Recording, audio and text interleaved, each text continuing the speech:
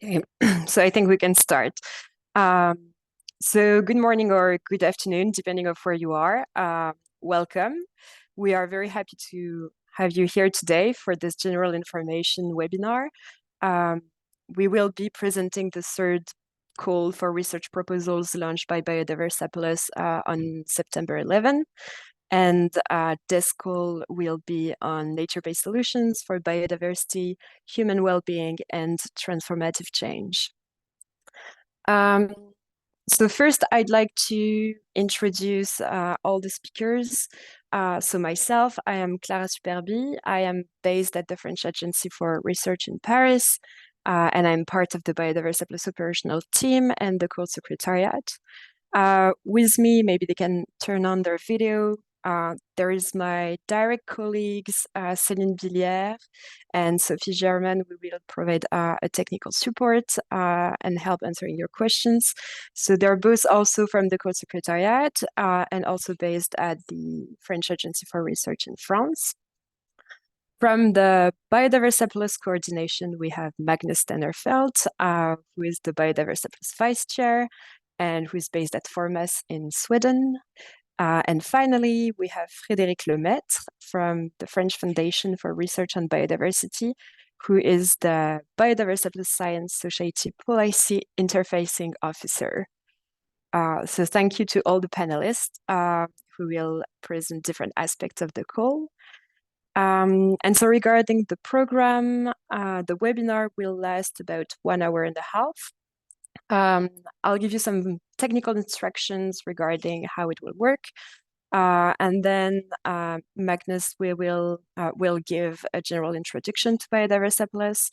And then there will be 3 thematic sessions regarding the call, one on its scientific content, another on the types of project funded, and this includes some of our expectation towards applicants and project and useful resources. And finally, there will be a session on the call process and the eligibility criteria of the call.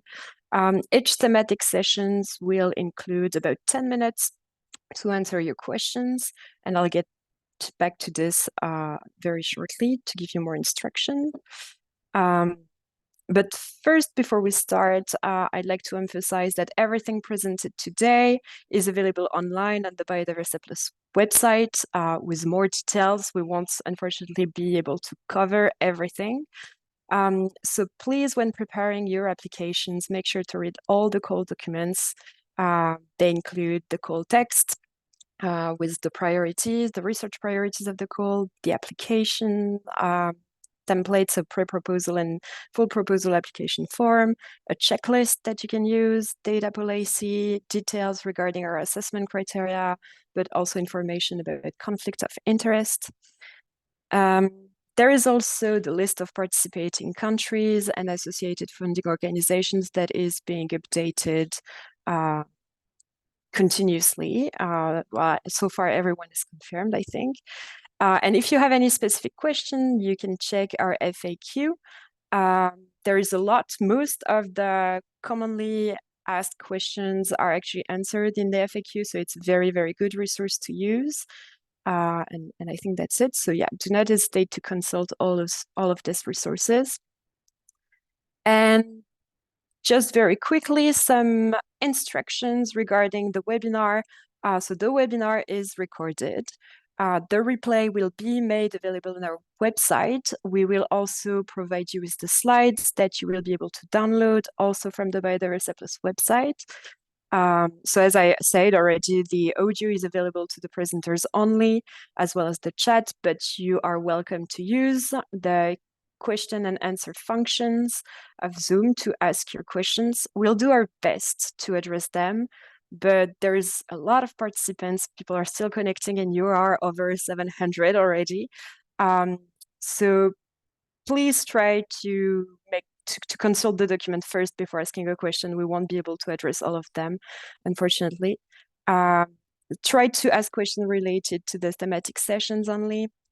And for questions that are related to the rules of your own local funding organization, please contact their their contact points directly. And you are welcome to use the FAQ that you can access using the QR code that is on the slide. And now I think I'll give the floor to Magnus for the presentation of Biodiversa Plus.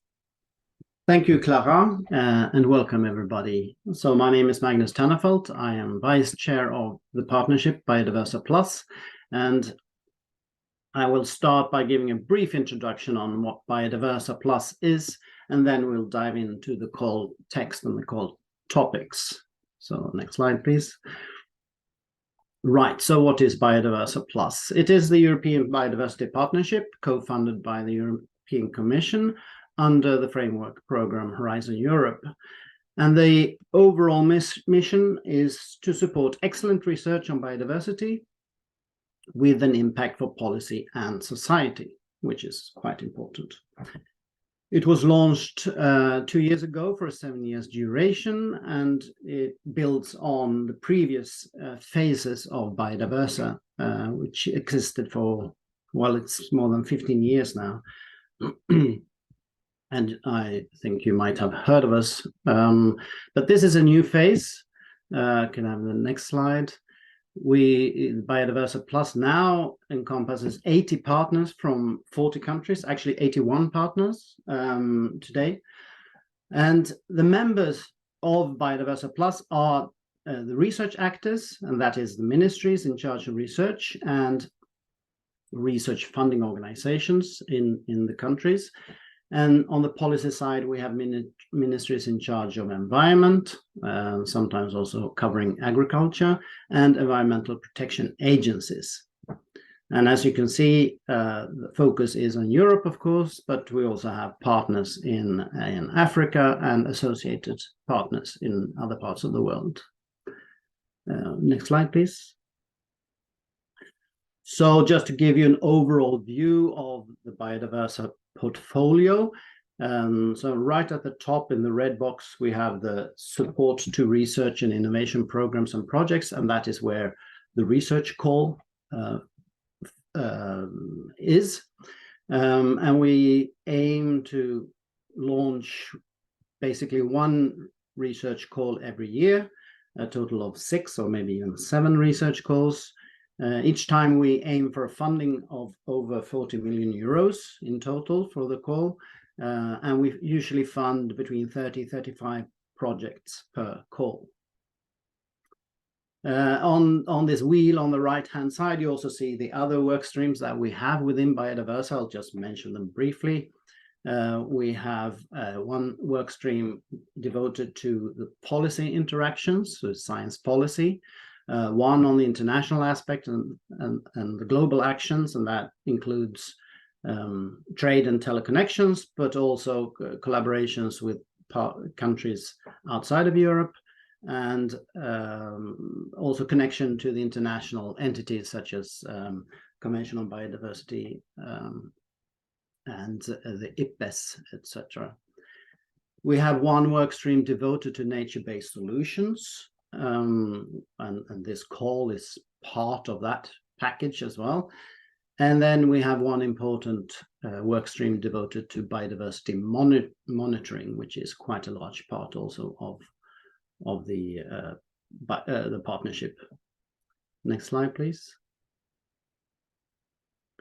We have an overarching agenda for the whole partnership, and you can download this one on our website, but I'll just briefly mention the different themes that we have. It's on biodiversity protection and restoration. It's on transformative change.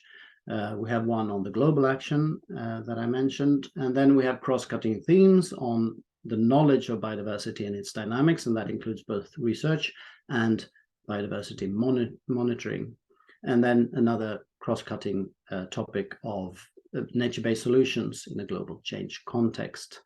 And on the sides there, you can see issues that encompass everything that we do, and that is stakeholder engagement and communication and devotion to open science and open data. Next slide, please. And this is done, everything that we do is done in the large landscape, the context of all other European and global initiatives, and not least the other partnerships within Horizon Europe. And you can see more about that on our website. I won't go into the details, but it is a complex and ever-evolving landscape that we operate in, and so it should be, of course. Next slide, please. So for this call, BiodivNBS, as we call it, nature-based solutions for biodiversity, human well-being, and transformative change. Next slide.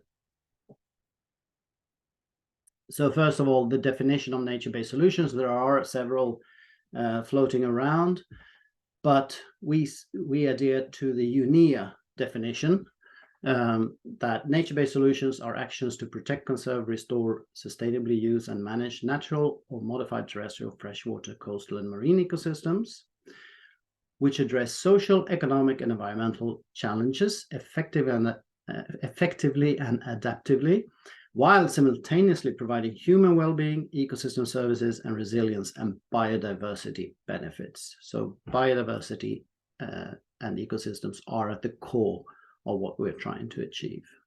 Next slide, please. Right, so the context, just very briefly, there are a number of conflicting goals related to nature-based solutions. We need to assess and explore and understand how to address trade-offs between the different dimensions of transformation and nature-based solutions. The upscaling and the actual implementation of nature-based solutions are often very complex, and we need to better understand and see possibilities for nature-based solutions to have success.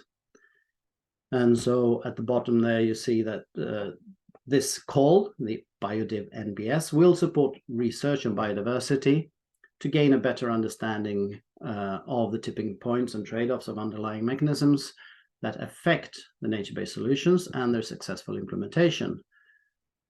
And again, with respect to the benefits for nature, humans, and societal transformation. Next slide, please.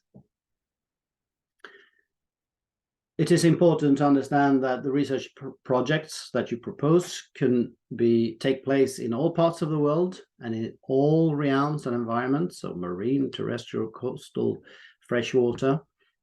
There may be restrictions at the level of each funding agency. So each national agency has its own eligibility rules, and you can see them in the information package. And it's really important that you check for your country what are the rules of engagement and what restrictions might there be. And if you have any questions on that, as Clara said, please contact your own funding agency. The projects have to demonstrate a transnational added value, and there are explanations for what that means in the documents. Academic excellence is always at the forefront, and novelty in the research, but you also must demonstrate at least good potential for societal and real policy impact within your consortium. The projects should be interdisciplinary and transdisciplinary. But this relates, of course, also to what your actual questions are, to what degree that is needed. But you have to demonstrate that you have explored those aspects as well. And that includes natural sciences, social sciences, humanities, technical sciences, and then the diverse non-academic stakeholders that might be affected or should be affected by your project. Innovation tools not currently labeled as nature-based solutions, but fitting to the definition that we use, are also welcome. Next slide, please. Now, this is an overview. You will have to read the call text very carefully, but here are some of the priorities regarding transversal knowledge challenges that we see, and that is to understand and evaluate the ecological, social, and economic benefits of nature-based solutions, to recognize biodiversity dynamics of behavioral, ecological and evolutionary processes over time and over space. Another challenge are cost-benefit analysis of nature-based solutions, especially in relation to the level of urgency in terms of key ecosystems and biodiversity hotspots, and also to address technical challenges associated with implementing nature-based solutions. Next, please.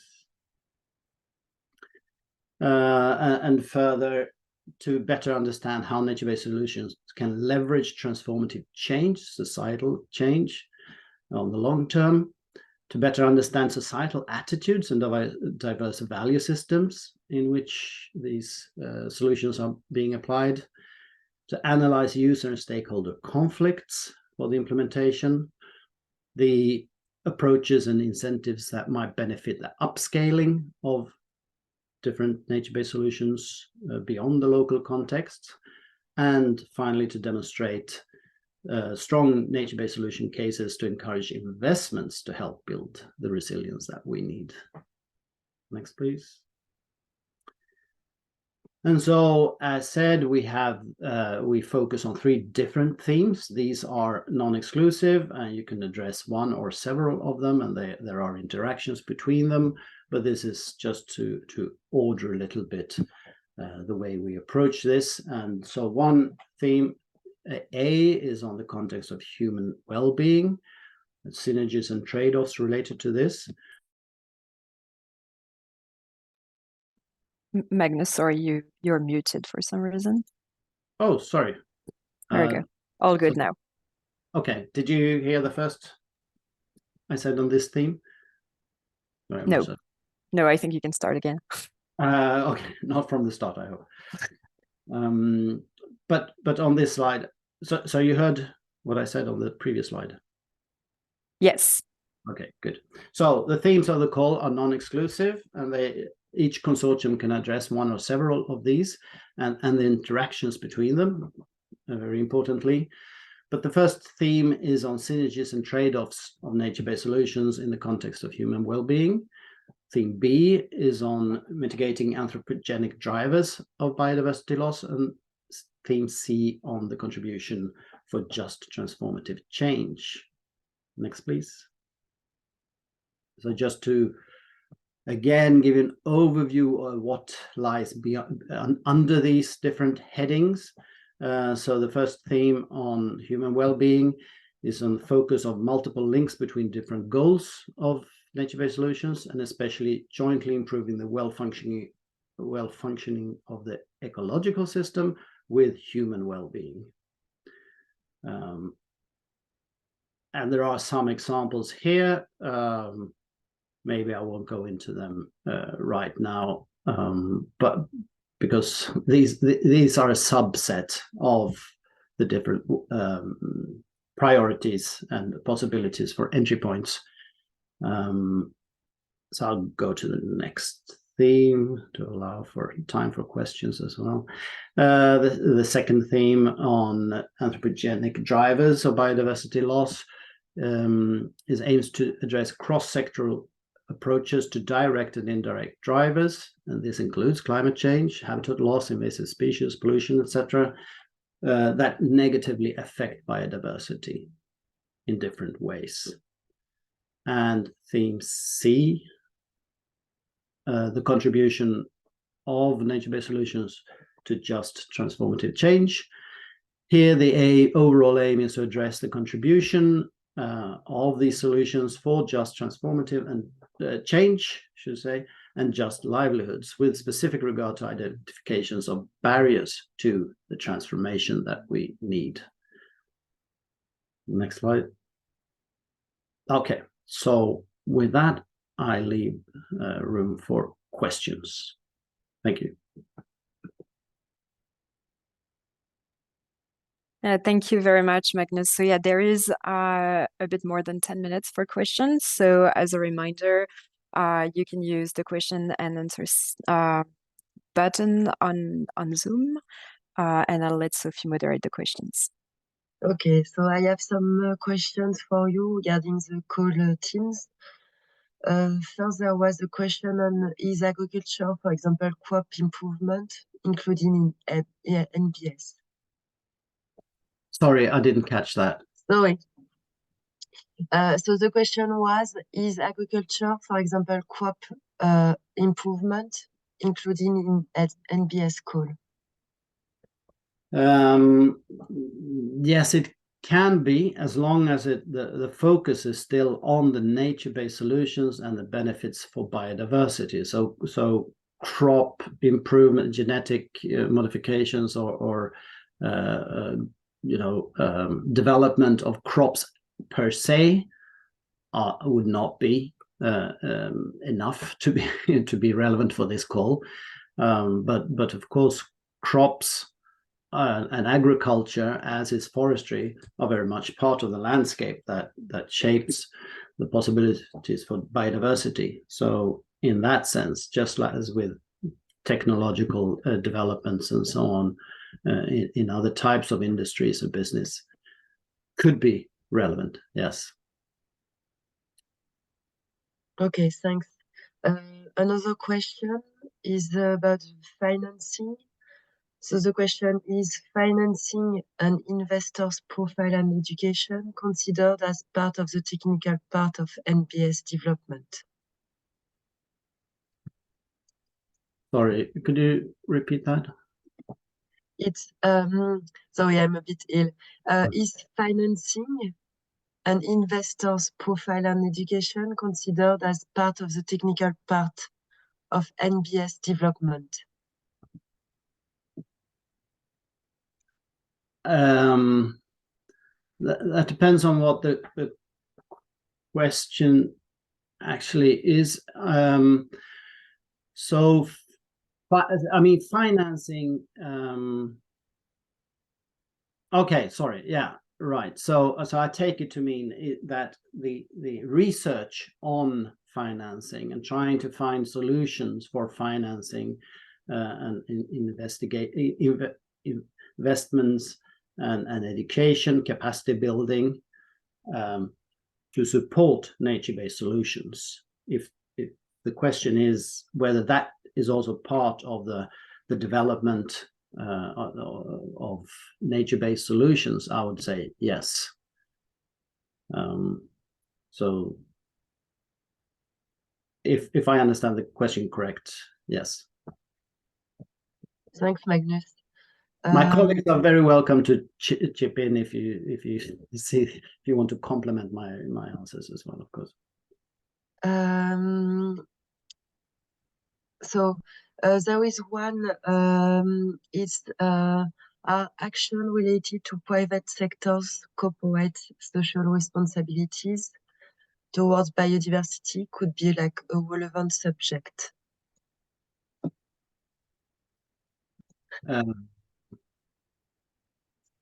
Again, I will have to ask you to repeat. Or I put it in the chat. So yes, okay. So actions related to private sectors. Yes, of course. I mean, the private sector are key to be able to make a change on the ground, to have an impact at the societal level. So including private sectors and other stakeholders is very important, and that should be already at the design level of your project, if at all possible. We have also a question from Carlos Cardozo about targeting invasive species and finding application and biomass consumption sinks for these species be considered as interesting for such a call. That could be included. I am not familiar with biomass consumption sinks, that concept, so it's a bit difficult for me to respond directly to that. But invasive species can, of course, be part of this to help reduce the loss of biodiversity. That in that aspect, if the nature-based solution targets the potential loss of biodiversity due to invasive species, and then ways to overcome that. Yes. Okay, thanks, Magnus. So please tell me, Clara, when I should stop all the questions, because there are like a lot. You still have a bit of time. Okay. So there is one question on the teams. So it's a question from Rosa Goodman. If our work addresses all the teams and many transnational added value, should we emphasize all those or focus on one or a few? Well, that is up to you, of course, to make a plausible case for what you aim to do. But given that we are aiming for quite large consortia, we'll come back to what is expected in detail and so on. But transnational consortia with several research groups working over 3 years with a reasonably large budget, I mean, it seems fair that you would be addressing several themes or ways of producing transnational added value. And if you see that within your project, you should, of course, explain that and maybe, but it's up to you whether you want to focus on a few of them, but do not hesitate to explain in what way you would be addressing a larger set of themes or ways to address nature-based solutions. Thanks a lot, Magnus. So there was like a question on is modeling of policy decision relevant to the call? Yes, governance and policy is also very much part of ways to create impact. That's the framework that we have to work with, and if you can affect the framework to be better suited to improve the possibilities for nature-based solutions to help prevent biodiversity loss, then yes. So policy and stakeholder interactions and governance issues. Yes, for sure. Thanks a lot. Maybe I can, there are like two questions which are like a bit closed together. It's like topics on NBS has to be exclusively on biodiversity research, or it can be about the drivers of climate change or drivers of environmental degradation, such as dwarf floods. And the second question, I think you can maybe answer both. Should the research be focused on biodiversity and then its functioning for NBS, or more on NBS and how they can support biodiversity? Yeah. For the second question, I would say that's more of the way you focus for this call is, of course, because it is launched by Biodiversa Plus, and there are many other entities out there. There are actually other calls in parallel by other partnerships that relate to nature-based solutions, and we have a text to explain a bit what the differences are and references to those other calls, and so you could check that out. So if you go more into the water issues, for example, or in urban issues, there are maybe other calls that would fit better. For us, biodiversity is at the forefront, but whether you see it as research focused on biodiversity and then the function of NBS or the other way around, I think as long as biodiversity is clearly in focus and the mitigation or prevention of biodiversity loss is clearly addressed, I think it would fit. And the other question was whether you could have a focus more on the drivers of climate change, etc.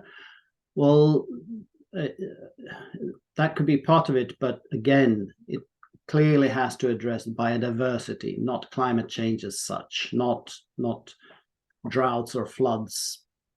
That if you only look at it from the perspective of how it affects humans, and do not connect it to biodiversity clearly, then I would say it is probably out of scope. But But those aspects are, of course, very strongly related and interlinked with biodiversity. So I hope that is gives you a little bit of direction. Thanks, Magnus. Maybe one of the last questions. So in projects addressing specific and common socio-ecological niches, how will transnationality be assessed, given that it may be more challenging to find analogous environments across several countries? Yeah, that can be different or difficult, of course. If you have a very specific local environment or a social ecological setting or whatever, it might be that there is not very much, transnationality to be found in that. If you have solutions that are very specific to a certain setting of a local circumstances, this is a transnational call, and you will have at least 3 funders from different countries involved in each consortium, or funding each consortium. At least on average, I think we have 5, 6, or 7 partners usually in each project. It doesn't have to be, but often. And to make that relevant, to make your project relevant for this call, you will have to demonstrate a transnational added value, a possibility for upscaling. I mean, you can have several local issues perhaps, and then compare them and see what could be. So you can address transnational added value in different ways, and we have a bit of text explaining that. I think it's in the FAQ, right? It will also be presented later today. Okay. A bit. Come back to that. Okay. So maybe the last question, and then I will invite Magnus to answer in the chat. There are like many questions on whether the project fit to the scope of the call or not. So I think it's hard to answer everybody, and we really advise you to carefully read the call documents. But so the last question is the construction of a new NBS mandatory, or only recommended or not necessary to participate in the call? Constructing a new nature-based solutions. I would say no, you don't. If your project could focus on evaluating proposed nature-based solutions, or look at their pros and cons, the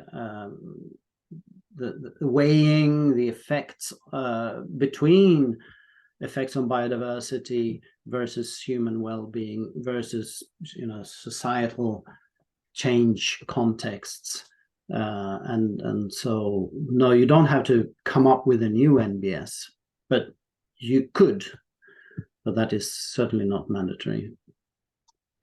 And regarding especially whether a project would fit to the scope of the call, we can't answer that based on just a few sentences in the chat, and we certainly don't want to encourage you to apply.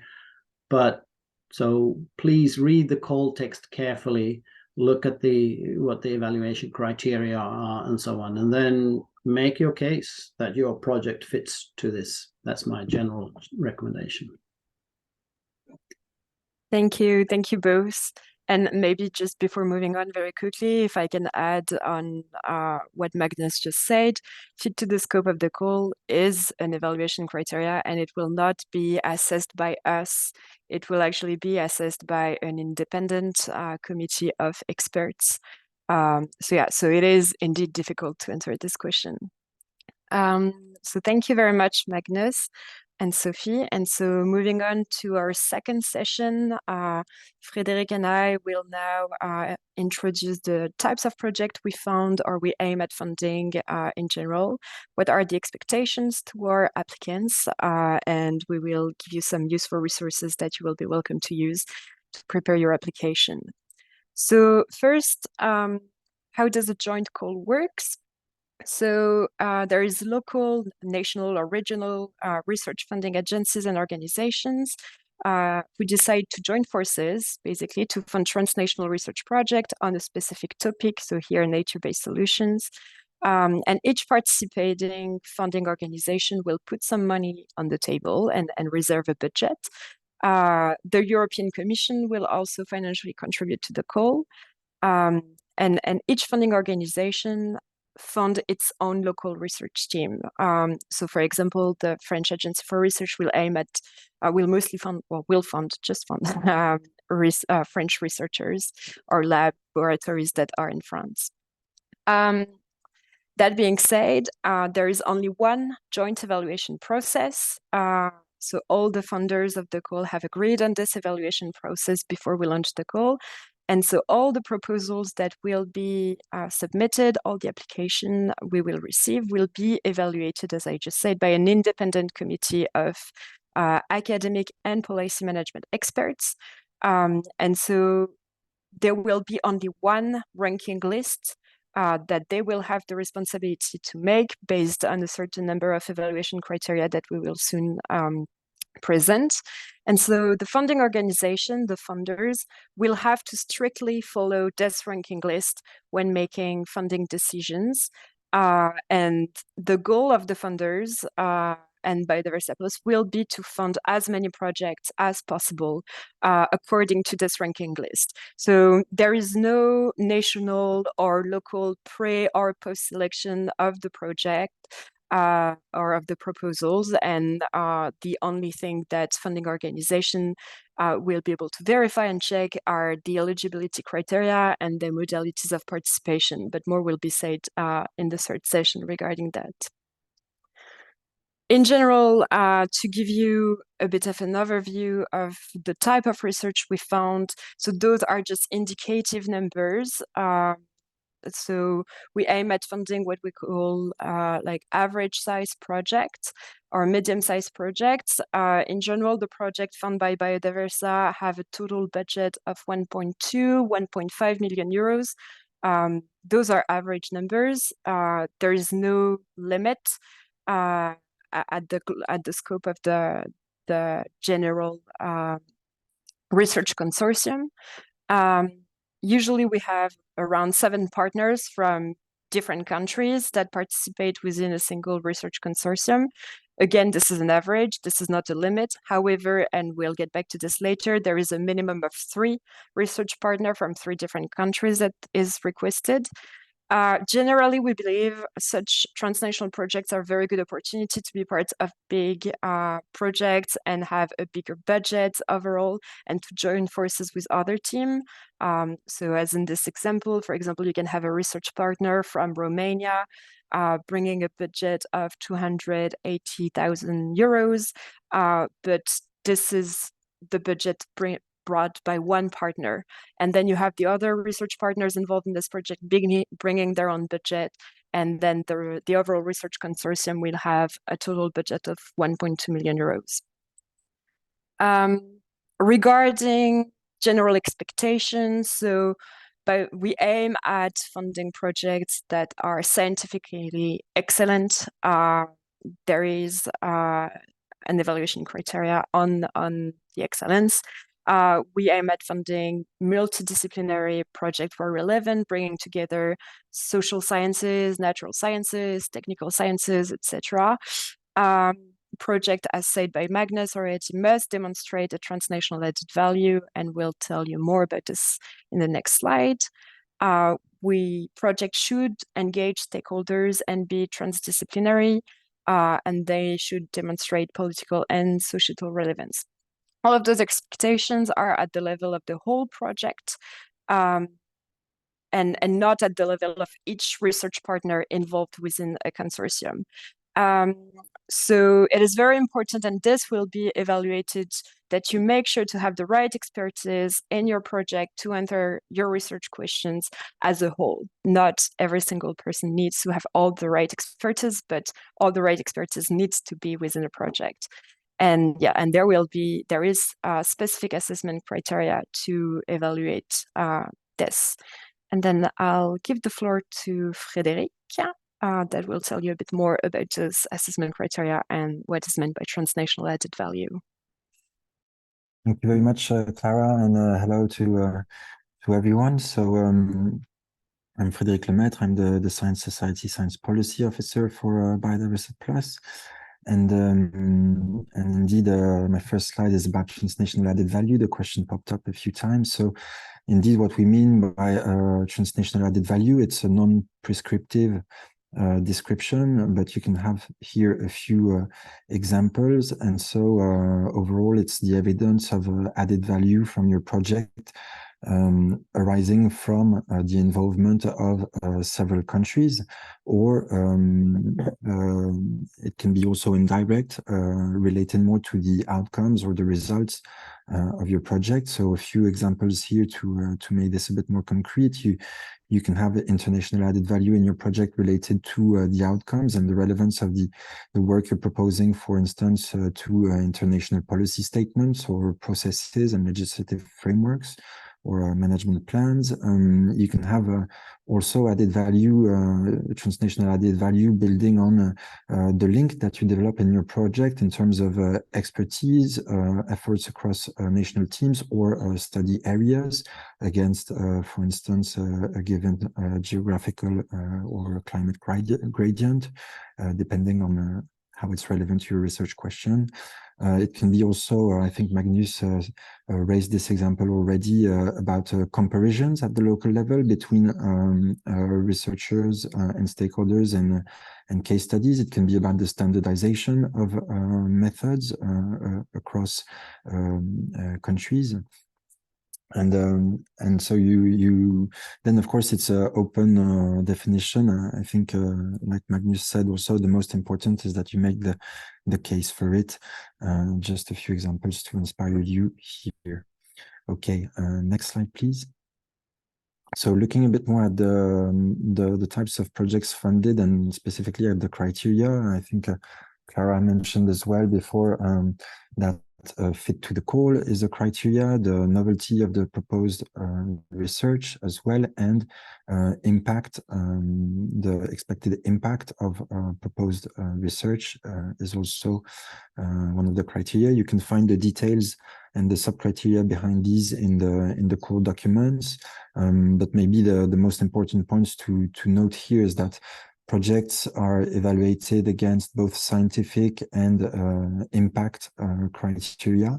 This means clear research questions with tractable and testable hypotheses, clearly explain also the expected academic and non-academic impact of the project, and plans for stakeholder engagement. And so you can see here the detail of the impact criteria in particular, with the expected overall contribution of the proposed research to society, including policy. So that's the policy or social relevance of the work proposed, and also a credible approach and ambition towards stakeholder engagement in achieving the expected social impact. So credible plans towards the impact you seek to reach.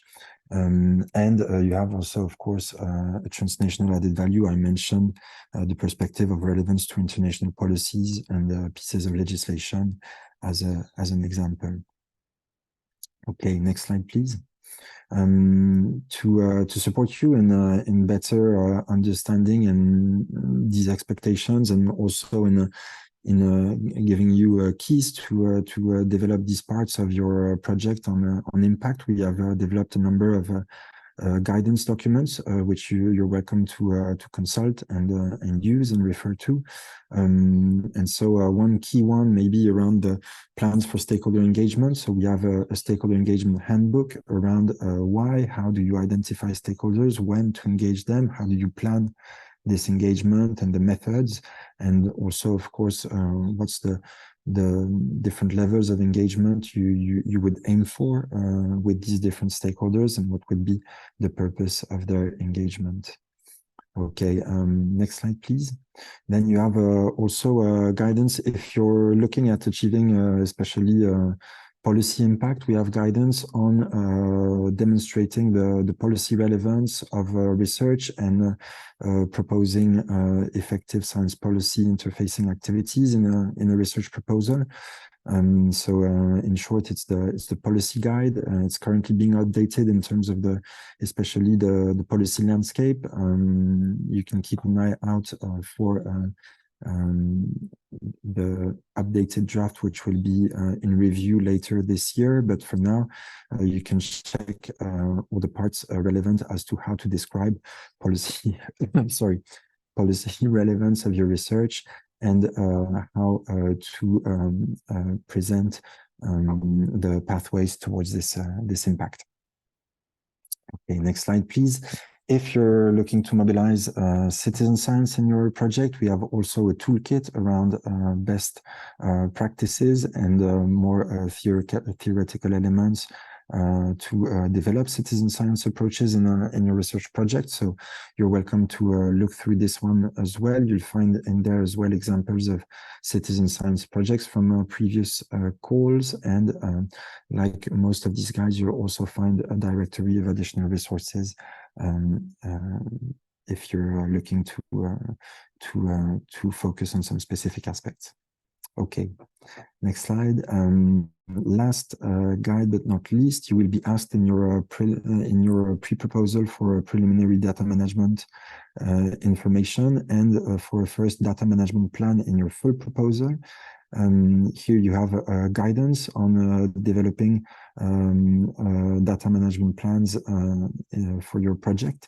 So we invite you to look through these as well. Okay, and finally, this is not necessarily it's not a guide from Biodiversa, but it's a key document in terms of research policy on nature-based solutions in Europe. So it's coming from the Network Nature project, which is a platform, a multi-stakeholder platform for nature-based solutions in Europe.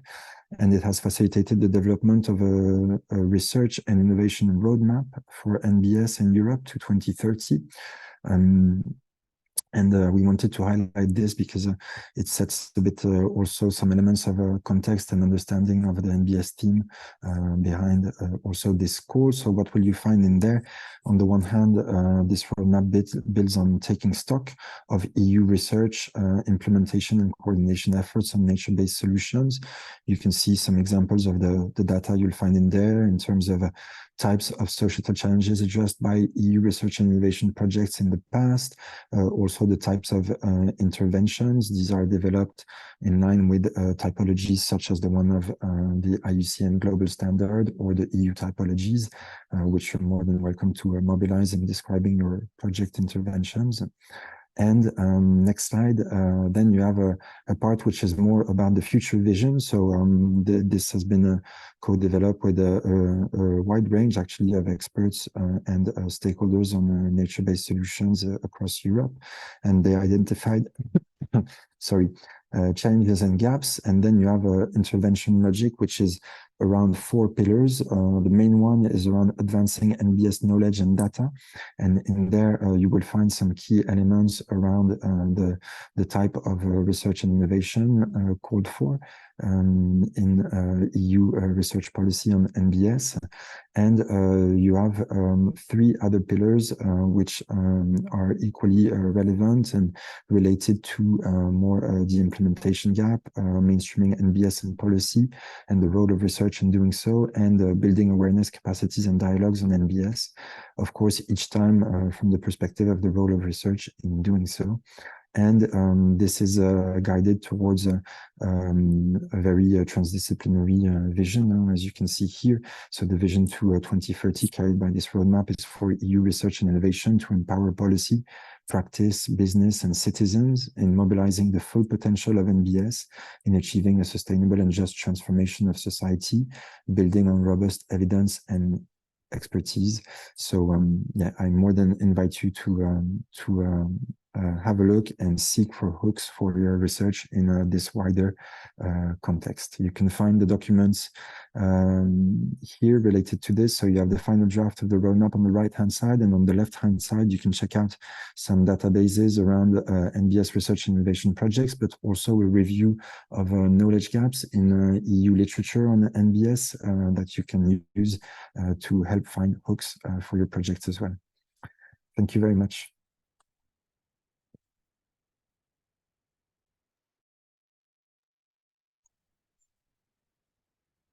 Thank you very much for the presentation. So we have time for questions. So we are receiving like a huge amount of questions, so we are trying to answer them, but we'll do our best. Just let me check. There is like some question about like, can you share the link of the NBS RIA? Yes, so you can find it using the flashcode, or to be honest, if you Google Network Nature roadmap NBS, you will find it practically straight away. So Network Nature, and if I have a way to share the link in the chat, I will do so. Yeah, we can do it. Okay. There was a question, where is the contents of the European roadmap for research and innovation on NBS available? I think that would be the same same answer. I think it's the same document.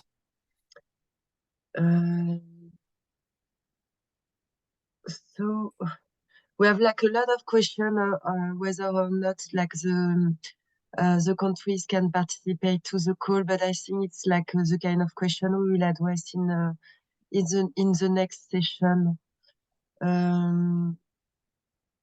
Maybe so. I see some questions about stakeholders' involvement and funding in the project. So I think it's two separate questions. It's as you've seen, there's clear call for stakeholder engagement plans in the project and stakeholder support for the project. On the other hand, for the funding part, it's directly depending on the status of the stakeholder organization you are involving and national eligibility rules. So that would be, it's more than encouraged. And on the funding part, I invite you to check the national rules in accordance with the status of these organizations. Thanks a lot, Frédéric. I'm like searching like questions related to your section, which is not so easy.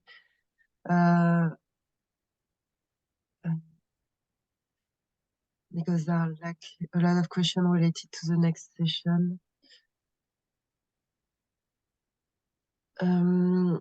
Maybe there is like a question. Is it possible to participate with the same project in this call as in the EIC and LIFE, for example, or are they mutually exclusive?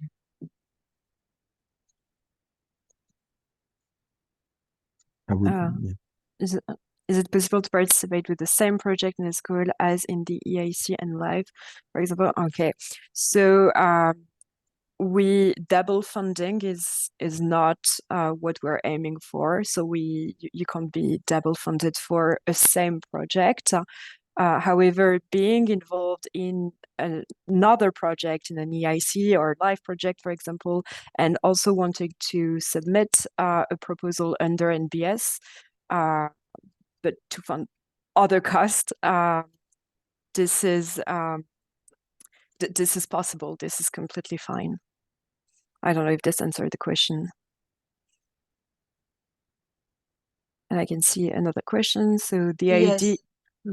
The idea of having more countries is to, for example, have a bigger budget and also being transnational, just to understand if Netherlands can contribute with 1,000 euros and Brazil 1,000 euros via Confab. And my project, it means that part of it comes from NW and other part from Confab.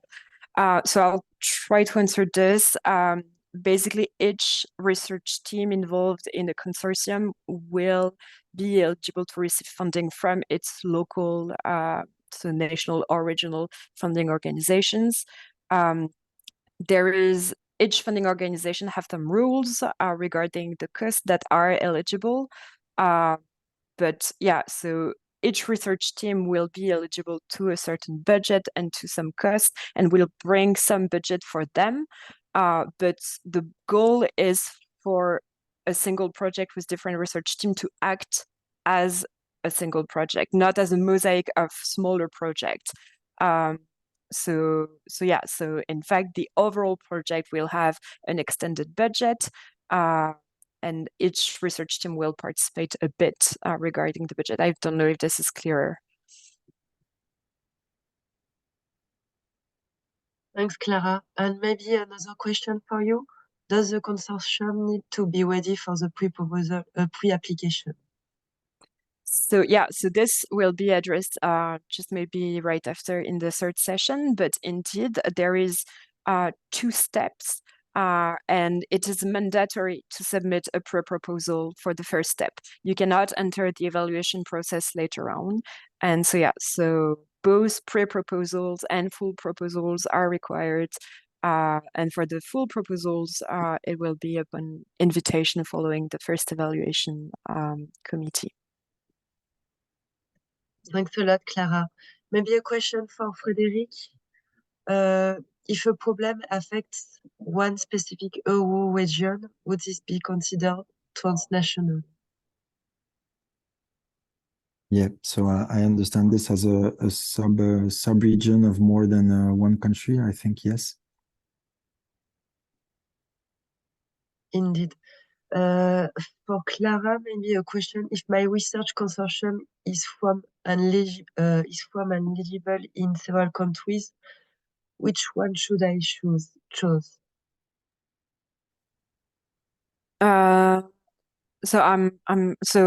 Maybe yeah, sure, go ahead. Yeah. Okay. So each partner in a consortium will, you will make one application to Biodiversa, but the funding will come from your national funder. So if you have a consortium of several partners, well, you will, each of them will be funded from their own funding organization. So if a Swedish applicant is part of the consortium, they would be funded from my funding agency in Sweden, and in Italian would be from the Italians, and so on. So what you need to do is to make sure that each partner is eligible, is allowed to be part of the funding, depending on the national rules. So each country has, or each funding organization have their own rules, which which universities are allowed, for example, or if you could. We have had lots of questions on private companies. Can they be funded or be part of the consortium? They can always be part of the consortium, but they could only be funded if your fund allows that. So, and I don't think that would happen in many cases, but they could be subcontracted. I think that was the question. I hope so. Okay. Thanks a lot, Magnus. Maybe a last question. Do we have time, Clara? Yeah, and I think you have an interesting one, so go ahead. Yes. So the question would be for all of you. Project allowed are only about basic research, or it's possible also develop pilot projects, like experimental and application. Well, you have to have, excellence of the research and novelty of the research is one of the criteria. So you have to have that. So just doing an experiment that is just verifying something that has already been proposed or so would not be enough. The competition is quite harsh on this. So excellence of research is fundamental, and so is the potential for impact and societal effects. Thanks a lot. do we have time for a last question? No, I think we're going to need to move on. Sorry. Okay. So if you can continue to answer in the chat, as we have like a lot of questions. Yeah, I'll help. And I'm sure like many of them will be addressed in the next session. Yeah, Yes, thank you very thank you. much. And Céline, please go ahead. Thank you very much, and hello everyone. So I would like to speak now about the call process and the eligibility rules.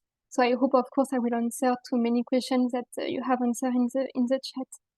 Next slide, please. Thank you. So first, let's start with the call schedule. So it's a two-step process. And so in step 1, you need to submit your proposal online by the 10th of November. And then the result of the first step will be communicated to applicant mid-February 2024.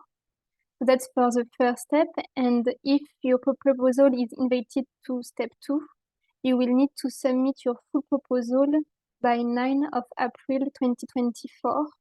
And the recommendation for funding will be communicated at the late of September. And your project should start between the 1st December 2024 and at the latest on the 1st April 2025. And of course, we advise you to not wait the last minute to submit your proposal and your full proposal online. So now about the call process. So as already said, it's a two-step process. In the first step, you need to submit your proposal online on the EPSS platform, the Electronic Proposal Submission System. It's not possible to enter to a later stage, so you really need to submit your proposal in the first step. And then the funding organizations and the call secretariat will perform an eligibility check of your proposal. And also your proposal will be evaluated by an independent committee following 3 criteria: fit to the scope of the call, novelty of the research, and impact. If your proposal is invited to step 2, you will need to submit it again on the EPSS. So it's a full proposal, it will be 16 pages by 9 of April. And then again, the funding organizations and the call secretariat will perform an eligibility check of your full proposal. And here in the second step, your full proposal will be evaluated by an evaluation committee and also by external reviewers according 3 criteria: excellence, quality and efficiency of the implementation, and impact. So it's really important to follow the formatting. You need to submit your proposal online. You need to follow the page limits. So in first step, it's 5 pages, and in the second step, it's 16 pages. You need also to follow the type of attachment allowed, or also, for example, links and hyperlinks are not allowed. We invite you to consult the indicative proposal and full proposal application forms in the call documents. So, for example, you have more information on the description of the proposal, about the 5 pages, and you have also more information on the description and what is expected in your full proposal on this template. But you need to submit your proposal and full proposal online, and the EPSS is open since yesterday. Next slide, please. Thank you. So in this call, there are 40 funding organizations from 33 countries. So you have the list here on this slide. This list is also available on the Biodiversa Plus website. If you are from a country and this country doesn't participate in the call, there are 2 possibilities. You can participate as a self-finance partner, but in this case, you need to secure your budget. And if your proposal is invited in step 2, you will need to submit a letter of commitment. But letter of commitments are only for self-finance partner. And the second possibility is to be subcontracted. But here it will depend on the national rules. So that means you will be subcontracted by another partner, and this other partner will need to check with their funding organization if it is possible to subcontract. So the total funding of the call is over 40 million euros. And as already said, each funding organization will fund their own research partner. Next slide, please. Thank you. So now I would like to give you more information about the general eligibility criteria, and in particular about the consortium composition. So that it's really a key rule. Scientific teams will have to form transnational research consortia with eligible research partner from minimum 3 different countries participating in the call and requesting support from at least 3 different funding organizations. And in addition, at least 2 eligible partners per consortium must come from EU member states or associated countries participating in the call. So here you have the link for the updated list of the Horizon Europe associated countries, and it's also available on the Biodiversa Plus website. So there are 2 examples in this slide. For example, if your consortium is composed of a partner from Portugal, another partner from Brazil, and another one from Norway, here it's an eligible consortium because you have partners from 3 different participating countries, including 2 different EU member states or associated countries. So it's eligible. But you have also another example where the consortium could be composed of Poland, a partner from Poland, a partner from Brazil, and a partner from Taiwan. And in this case, it's not eligible because you have partners from 3 different participating countries, but only 1 from the EU member state. So it's not eligible. Next slide, please. Thank you. Still about the eligibility criteria at the level of the call. So the project duration is 3 years. Projects are expected to act as transnational projects and not as a mosaic of national projects. And so as far as possible, partners should participate in the project for its entire duration. However, as needed, position of some team members can be requested for only part of the project duration, as long as at least 1 member of each partner remains involved for the whole project duration. There are some other general eligibility rules. So the project coordinator is eligible and employed by an eligible organization according to the terms and conditions of the participating funding organizations from which he or she applies for support. The project coordinator can only participate as coordinator in 1 proposal of this call, so that it's really important to keep that in mind. But except from the position of coordinator, applicant can participate in several proposals if it is online with your funding organization eligibility rules. In addition, an individual researcher affiliated to several organizations cannot request funding from more than 1 funding organization in this call. So if he or she will not be considered as 2 different partners in the consortium. And also proposals must be written in English.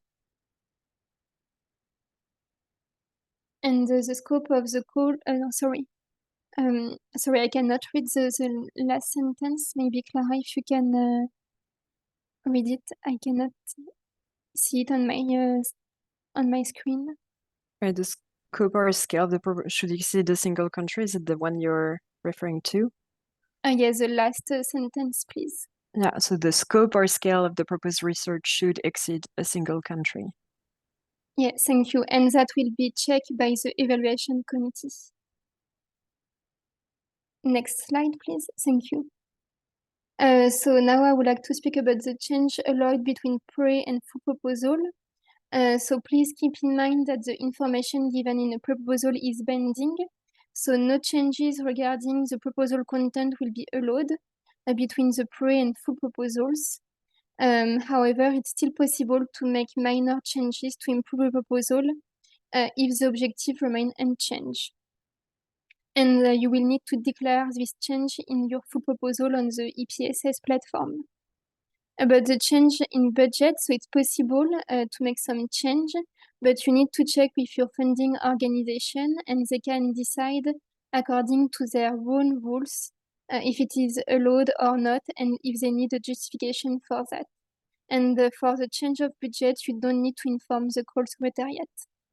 And please, when you contact the call secretariat or the funding organization, please indicate your acronym of your proposal. It will ease our work to answer you. Next slide, please. Thank you. So now more information still about the change allowed between the pre and full proposal, but at the consortium composition level. So that is very important. No changes of coordinator will be allowed between step 1 and step 2, except in case of force majeure. And you have the possibility to have maximum 2 changes of partner between step 1 and steps 2. But that should be approved by the funding organizations. So the eligibility of the new partners may be confirmed at least 1 week before the full proposal submission deadline. And you need to ask first the concerned funding organization about this change. And they will check the eligibility of the new partner. And like that, you can after integrate the change in the EPSS platform. And this applies to partner and team members. That means that you can add some team member between step 1 and step 2, and it will not be considered as a change. What is very important also is that the change should not change the substance of the proposal. And so you will need to indicate the changes that you made between step 1 and step 2 on the EPSS platform. Next slide, please. Thank you. So it's often a question that we have, what is considered as a change? It's the addition, removal, or replacement of a partner, including for the self-finance partners. But if a researcher in charge remains the same but change the institution in the same country, this will not be considered as a change. And similarly, if the institution remains the same but the researcher in charge change, this will not be considered as a change. And also, sometimes some funding organization may explicitly request some change after the eligibility decision in step 1. And so in this case, it's not considered as a change. Next slide, please. Thank you. So that was eligibility criteria at the level of the call. But you have also some eligibility criteria at the level of the national and regional funding organization. So we really strongly advise you to approach your respective funding organization and to contact the contact point to make sure that you respect all the eligibility criteria and rules. So you have a document available online with all the funding organization rules. And as already said by Clara, each national funding organization will fund their own national research partner. It's very important to check that you follow the rules, because if one partner is not eligible, the whole proposal will be considered ineligible and will not be evaluated unless the eligibility issue can be fixed without changing the substance of the proposal. Next slide, please. Thank you. And finally, before taking some questions, so you have also the partner search tool online. So if you are looking for a partner or for a project to join, you can fill all the information online, for example, the country or the discipline, the keywords. And this information will be visible on the platform, and you may be contacted by other applicants to join a project, for example. So currently we have 29 projects looking for partners, 120 partners looking for projects, and 41 countries represented. So we really encourage you to log into the partner search tool if you are looking for a partner or if you would like to join a project.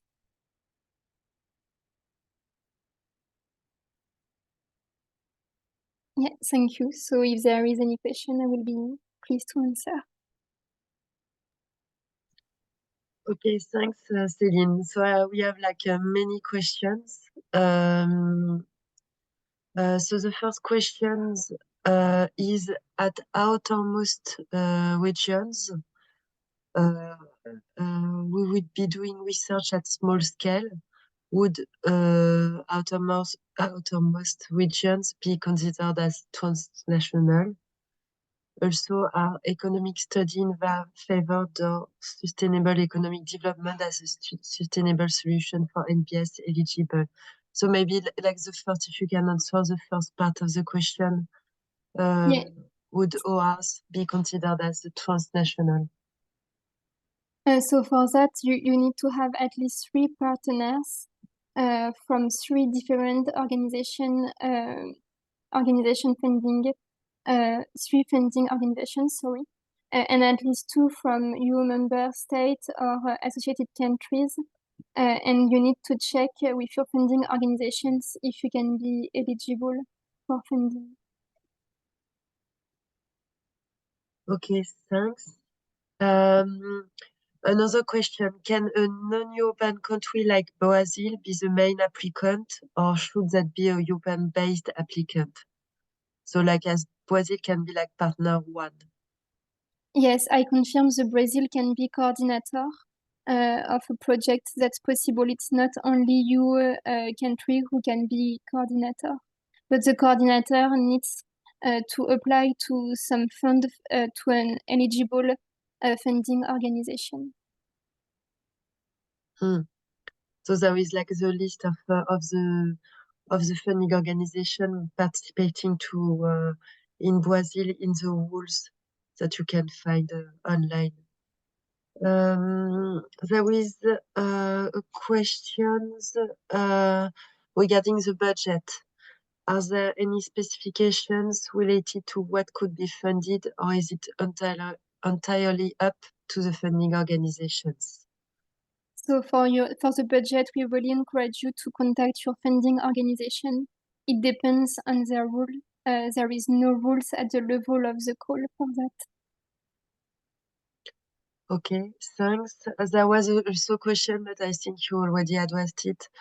Is there a place where we can meet potential partnerships for creating the consortium? Yes, so you have the partner search tool that I just presented. It's available on our Biodiversa Plus website, and we really encourage you to have a look to this tool and to use it. Okay, thanks. I think also there were like many questions on the eligible participating countries, like people, for example, from Africa or Japan. They were asking if they can be eligible for funding. And also there was a question, what is the status for other third countries as per the EU list, which states participants from the following low to middle income countries are automatically eligible for funding.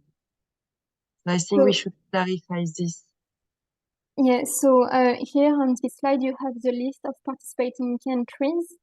If you are, for example, from Japan or other countries not listed in this slide or on the Biodiversa Plus website, it's exactly the same list that you can find on our website. You have 2 possibilities to be part of the project. The first one is to be self-funded, self-finance. So in this case, you will need to demonstrate that you have secure a budget, and you will need to provide a letter of commitment at step 2. That's the first possibility. And the second possibility is to be subcontracted by another partner. But this other partner needs to check with their funding organization that they can subcontract another partner. So that will really depend on the national eligibility rules. Okay, thanks. And sorry, maybe if I can just complete to clarify, I think regarding third countries being automatically eligible, this is for the European Commission and their initiatives. It is not for the Biodiversa Plus call. This is not for this call. We refer to a list on the EC website that identifies which countries are considered associated countries to Horizon Europe. But all the countries listed there are not eligible to Biodiversa Plus funding, and you really must be, your country must be listed on our website to know whether you are or not eligible. Okay, thanks. There are like many people also asking if the presentation and the recording of the presentation and the slides will be sent to them and if it will be available online. So yes, I can confirm. So you can have all the links. I'm looking. So maybe yes, these questions are support letters from stakeholders required. So the letter of support are requested only for self-finance partner. It's really only for them and only in step 2. It's not possible to upload other letter of support on the EPSS system. Okay, thanks. Sorry, I think Frédéric. Yes. Maybe nonetheless, it's more than welcome to have a clear identification of stakeholders, including involved at the proposal stage, and to have a clear description of how the project is of relevance to them. This can only be considered good practice, but on the other hand, as said by Céline, you cannot upload support letters per se. Thank you.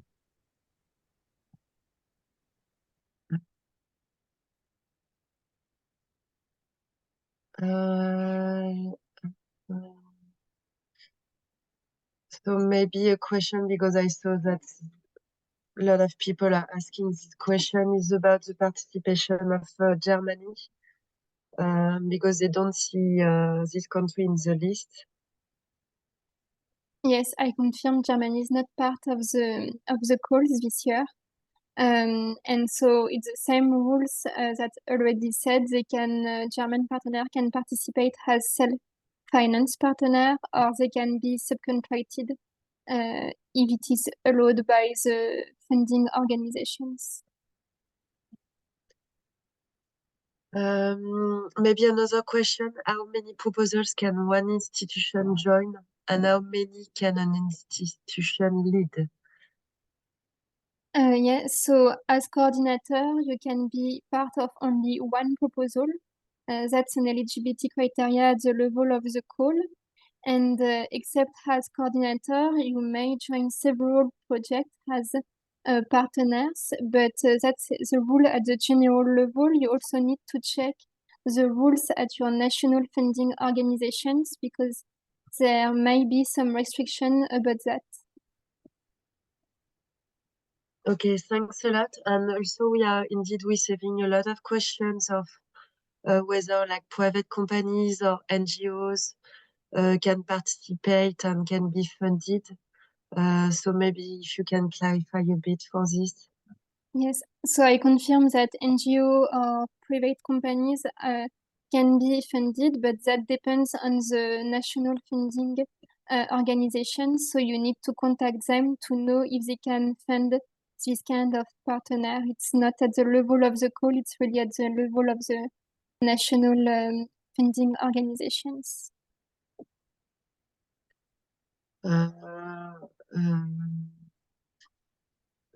I think you already answered, but maybe I can. You can show the list again.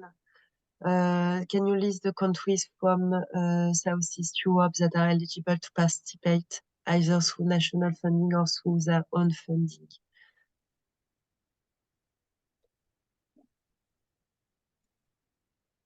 So yeah, we can see the list of countries, and this list is also available on our website.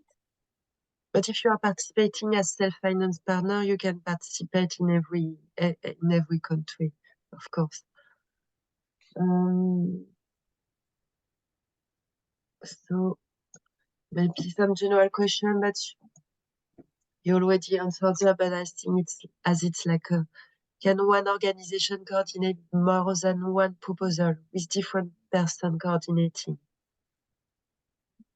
So here for that, it depends. You can be only coordinator for one proposal, and for a partner, it will maybe Sophie, if you can clarify for that. I am not sure to have to have understood I think the it's question. you already said. Sorry, I'm coughing. You already said that like the coordinator, like the person can apply only to one proposal, and then after there is no other rules.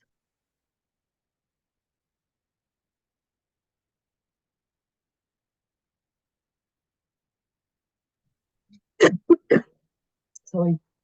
There is also this question, do you have a database of Biodiversa project already approved?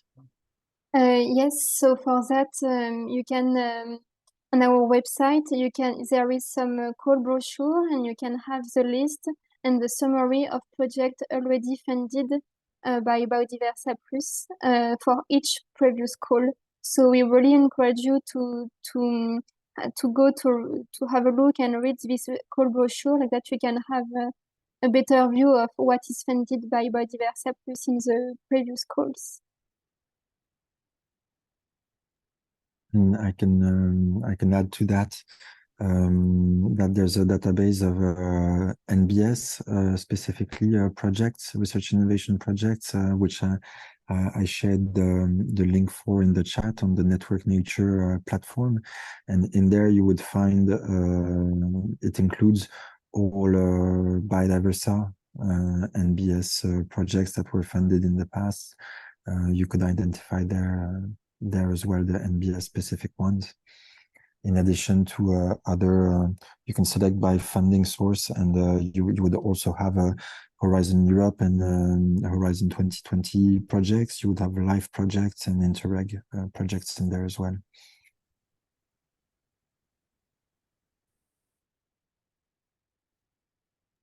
Maybe I can take over for reading the question. There is another question. How will the concept note be evaluated within the consortium? As an example, some participating countries' research councils are refusing to endorse for the next round, making the rest of the proposal ineffective. Or how do you handle this problem?